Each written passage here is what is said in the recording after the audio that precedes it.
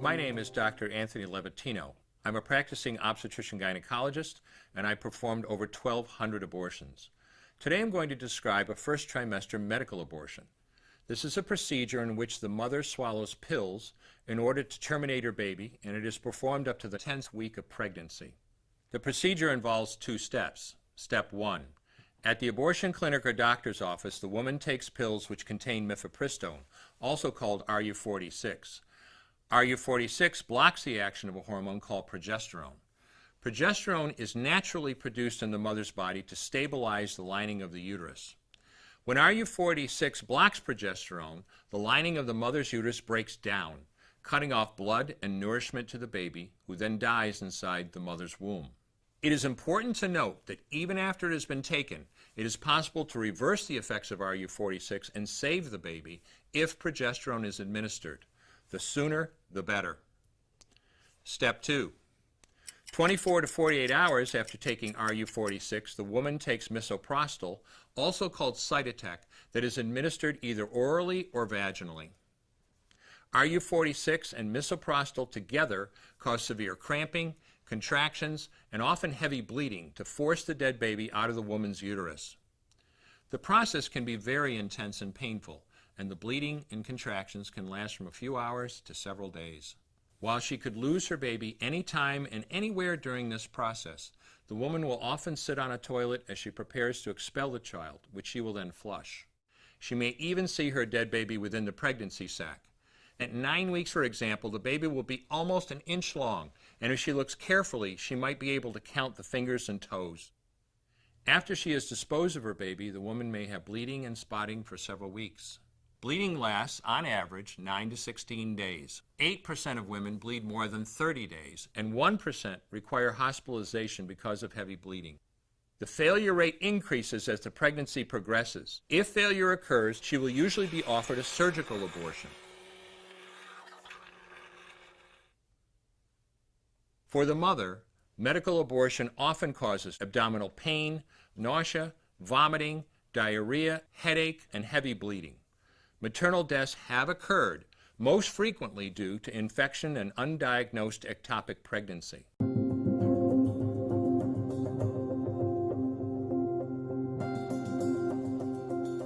Today I'm going to describe a first trimester surgical abortion called suction D&C, dilatation and curettage. This is the most frequently performed abortion and is used typically from 5 to 13 weeks of pregnancy. After administering anesthesia, the abortionist uses a speculum like this.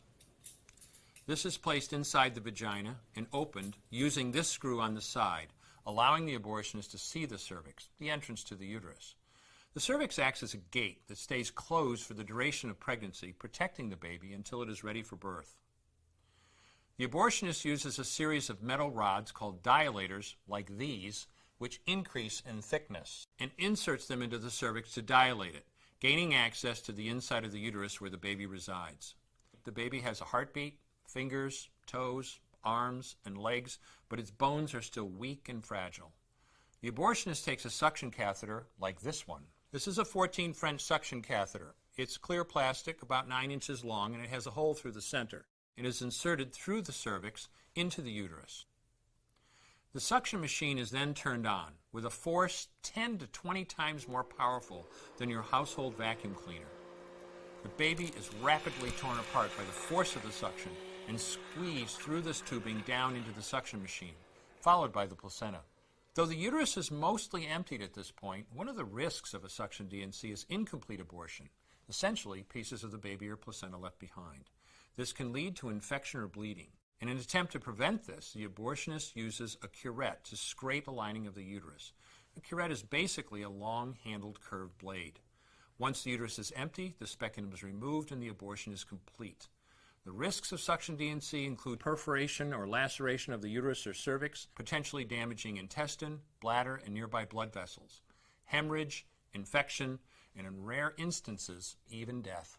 Future pregnancies are also at a greater risk for loss or premature delivery due to abortion-related trauma and injury to the cervix. As I mentioned at the beginning, I'm Dr. Anthony Levatino, and in the early part of my career as an OBGYN, I performed over 1,200 abortions. One day, After completing one of those abortions, I looked at the remains of a preborn child whose life I had ended, and all I could see was someone's son or daughter. I came to realize that killing a baby at any stage of pregnancy for any reason is wrong. I want you to know today, no matter where you're at or what you've done, you can change. Make a decision today to protect the preborn. Thank you for your time. I will no longer do any more abortions. When you finally figure out that killing a baby that big for money is wrong, that it doesn't take you too long to figure out it doesn't matter if the baby is this big or this big or this big or maybe even this big, it's all the same. And I haven't done any since then, and I never will.